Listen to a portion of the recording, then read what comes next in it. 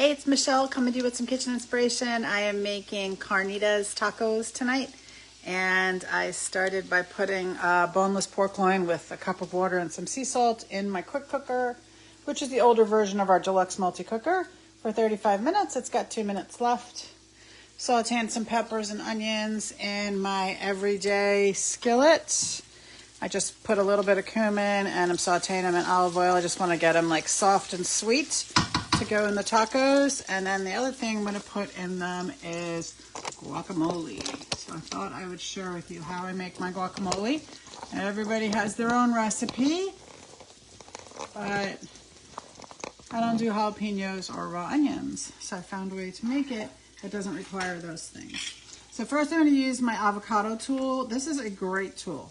So you got to get a couple good avocados that are nice and solidly brown and just with a little bit of give, okay? You don't want them squishy because then they're going to be black in the middle.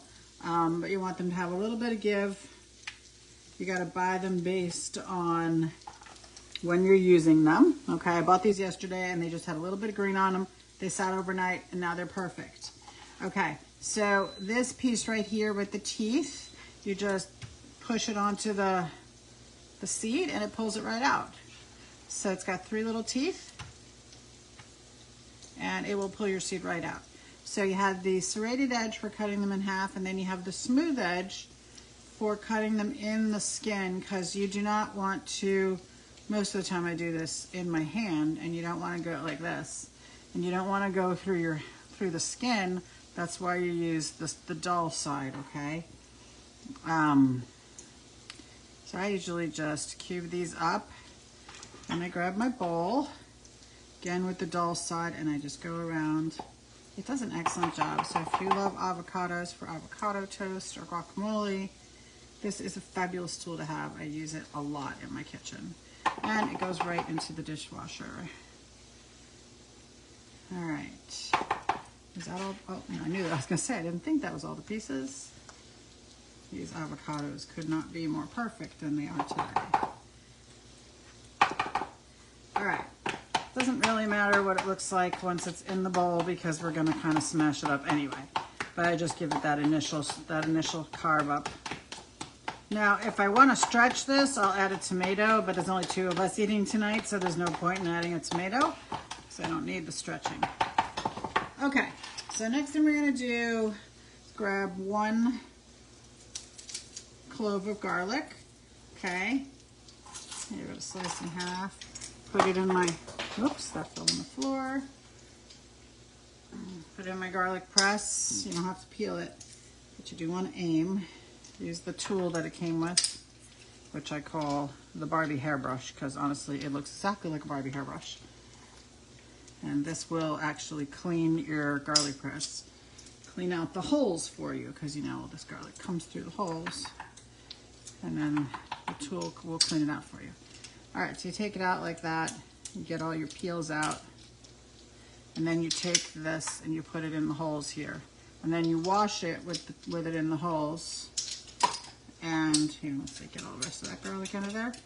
And make sure it doesn't fill up, so that's perfect. Okay, oh, this is the wrong kind of juice. Let me grab the other one.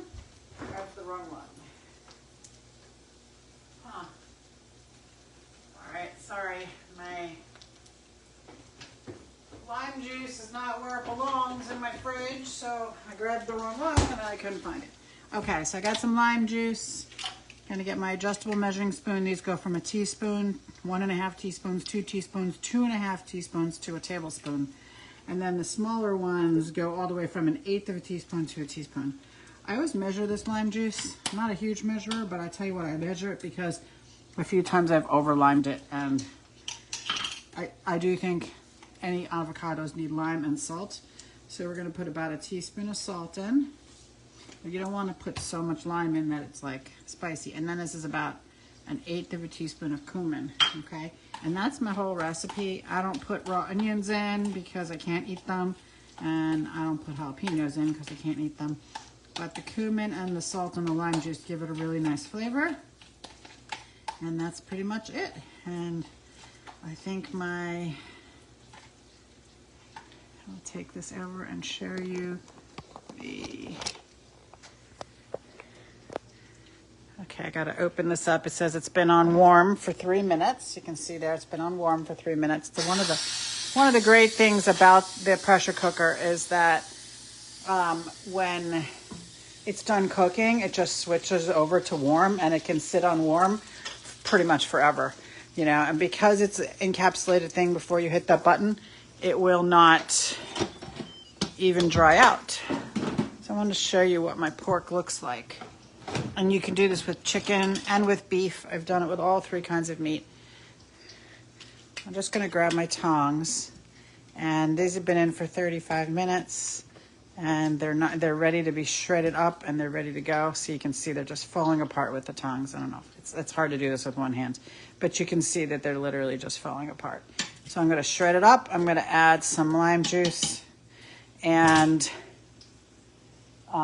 some of our Carnitas seasoning and some lime juice, and then I'm going to put it into with these peppers and onions and some guacamole in some flour tortillas, and that's what we're having for dinner. So thanks for joining me. If you liked this video, make sure to hit share so your friends can watch it also. Thanks so much. Have a great evening.